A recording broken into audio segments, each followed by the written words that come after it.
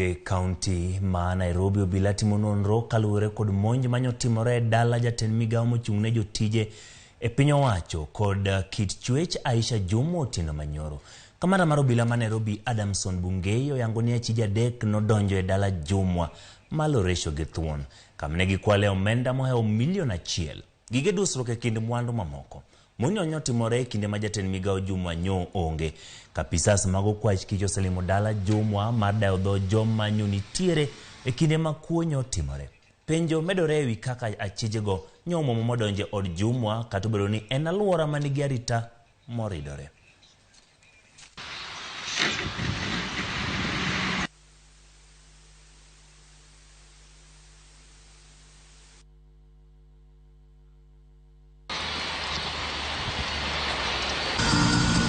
Japanische